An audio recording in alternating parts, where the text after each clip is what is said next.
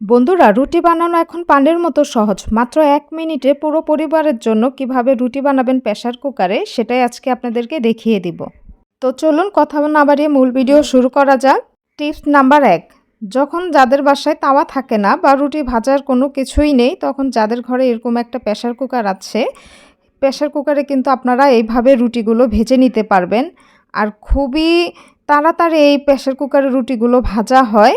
একদম সহজভাবে রুটিগুলো ভাজতে পারবেন আর রুটিগুলো একদম ফুলকো ফুলকো হবে। আমি কিন্তু এখানে আপনাদেরকে রুটিগুলো ভাজিয়ে দেখে দিচ্ছি। দেখুন কতটা ফুলকো, আর নিমিষেই কিন্তু রুটিগুলো ভাজা হয়ে যায়। আর রুটিগুলো কিন্তু পুড়ে যাওয়ার ঝামেলাও থাকে না। এখানে একটা রুটি ভাজা হয়ে গেছে, আমি আপনাদেরকে আরেকটা রুটি ভাজে দেখে দিচ্ছি। তো আমি দিয়ে দিলাম আবারও আরেকটা রুটি। এইভাবে কিন্তু খুরসুনির সাহায্যে রুটিগুলো এইভাবে হালকা ঠেসে ঠেসে দিবেন, তাহলে দ্রুত রুটিগুলো ভাজা হয়ে যায় আর রুটিগুলো কিন্তু অনেক ফুলকো হয়। অনেকে সিদ্ধ আটার রুটি খেতে চান না, রুটি দাঁতে বেজে যায়। তো এইভাবে যদি আপনারা প্রেসার কুকারে রুটিগুলো ভাজেন তাহলে কিন্তু দাঁতে আর বেজে যাবে না, রুটিগুলো সুন্দরভাবে খেতে পারবেন। শুধু এই প্রেসার কুকারে রুটিগুলো ভাজার জন্য দেখেছেন কতটা ফুলকো হয়েছে। তো এইভাবে কিন্তু আমি 2টা রুটি আপনাদেরকে ভেজে দেখিয়ে দিলাম। টিপস নাম্বার 2, যারা প্রেসার কুকারে ভাত রান্না করলে নিচে পুড়ে যায় বা লেগে যায়, আজকে আমি আপনাদেরকে খুবই গুরুত্বপূর্ণ একটি টিপস দেখিয়ে দেব। এইভাবে রান্না করলে আর কখনোই আপনার ভাত পুড়ে যাবে না। তো ফার্স্টে আমি ক্লিন করা প্রেসার কুকারের পাত্রটা নিয়ে তারপর এখানে আমি দিয়ে দিচ্ছি সামান্য পরিমাণ রেগুলার রান্নার তেল। এখন আপনি চাইলে একটা ব্রাশ দিয়ে এভাবে ব্রাশ করে নিতে পারেন বা হাত দিয়ে ওইভাবে ব্রাশ করে নিতে পারেন। এভাবে যদি হাত দিয়ে আপনারা ব্রাশ করে নিয়ে তারপর চাল ধুয়ে চাল রান্না করেন, ভাত রান্না করেন, তাহলে কখনোই আর ভাত পুড়ে যাবে না। টিপস নাম্বার 3, সময়ে রুটি বানাতে গেলে এরকম পিঠা বেলুনেতে লেগে যায়। তো কি করলে আর এই রুটিগুলো বানাতে গেলে এরকম লেগে যাবে না আর এরকম সাদা হবে না, আজকে কিন্তু আপনাদেরকে আমি সেটাই দেখিয়ে দেব। দেখুন আমি কিন্তু আটা দিয়ে বেলছি, তারপরেও কিন্তু এইভাবে বেলুনেতে লেগে যাচ্ছে। তো কিভাবে বেলুনিতে লাগবেন আজকে সেটাই শেয়ার করছি। আমি কিন্তু বেলুন পিঁড়িটা ভালো করে ধুয়ে নিয়েছি। ধুয়ে আপনারা যখনই রুটি বানাবেন, রুটি বানানোর আগে গ্যাসের চুলায় এভাবে একটু হালকা সেঁকে নেবেন বেলুন আর পিঁড়িটা। তাহলে সেঁকে নেওয়ার পরে কিন্তু রুটি বানাবেন। এই যে আমি বানিয়ে দেখিয়ে দিচ্ছি, দেখছেন এভাবে কিন্তু আমি ডলছি, তারপরে কিন্তু পিঁড়িতে লেগে যাবে না। তো এইভাবে আপনারা রুটি বানানোর আগে বেলুন পিঁড়িটা সেঁকে নেবেন। সেঁকে নিয়ে যে আমি এই রুটিটা বানিয়ে দেখিয়ে দিচ্ছি, কোনো কিন্তু পিঁড়ির সঙ্গে বেজে বেজে যাচ্ছে না। এই টিপসটি যদি আপনারা ফলো করেন, রুটি বানানো একদম পানির মতো সহজ হয়ে যাবে। টিপস নাম্বার 4, যারা ডাল রান্না করতে খুবই সময় লাগে বা সময়ের ভয়ে ডাল রান্না করেন না, তাদের জন্য আজকের এই ভিডিওটা। এইভাবে ডাল ধুয়ে প্রেসার কুকারে আপনারা একটা সিটি দিয়ে নেবেন, তাহলে দেখবেন ডাল একদম মোমের মতো গলে গেছে। আর এই ডালটা রান্না করলে কিন্তু খেতে খুবই ভালো লাগে। এতে করে কিন্তু গ্যাস সময় দুটোই সাশ্রয় হবে।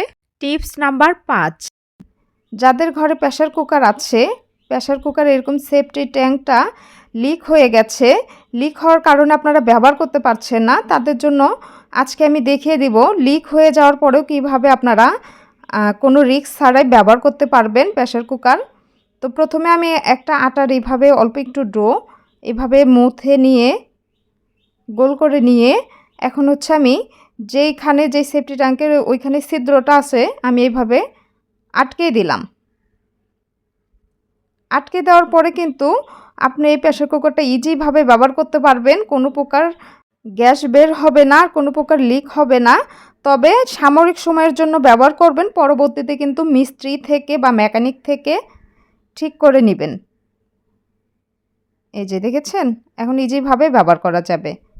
রুটি বানানোর জন্য আপনাদেরকে আমি আরও একটা পদ্ধতি দেখিয়ে দিচ্ছি, একদম পানির মতো হয়ে যাবে। যাদের ঘরে পিঠা বেলুন থাকে না, নতুন সংসার বা নতুন গৃহিণী, তারা কিন্তু এইভাবে, যাদের ঘরে একটা স্টিলের প্লেট আছে, এই প্লেটে কিন্তু আপনারা খুবই সহজভাবে একদম পানির মতো করে রুটি বানাতে পারবেন। আর বেলুন পিঁড়ি থেকে কিন্তু আপনার এই প্লেটে রুটি বানানো দ্রুত আগায়।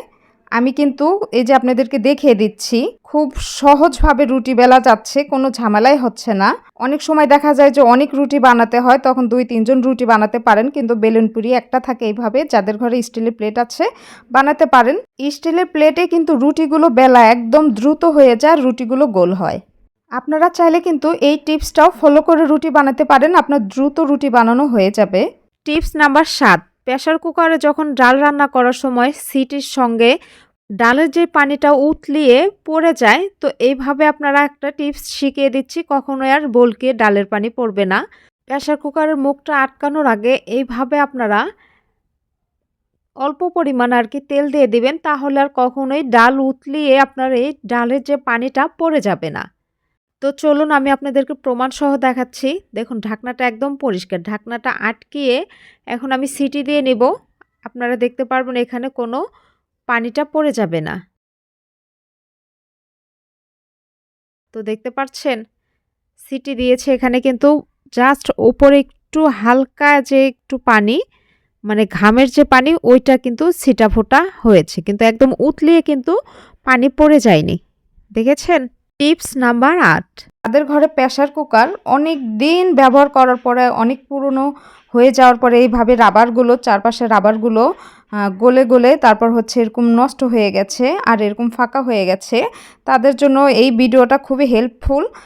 অনেক দিন ব্যবহার করার পরে প্রেসার কুকার এরকম ফাঁকা হয়ে গেছে, কিন্তু আপনি রান্না করতে গেলে হাওয়া বের হচ্ছে, কুক হচ্ছে না, তারা এরকম আটা এইভাবে লম্বা করে বেলে ওই ফাঁকা জায়গাটা এইভাবে আটকে দিয়ে সাময়িক সময়ের জন্য ব্যবহার করতে পারবেন, তাৎক্ষণিক মুহূর্তের জন্য।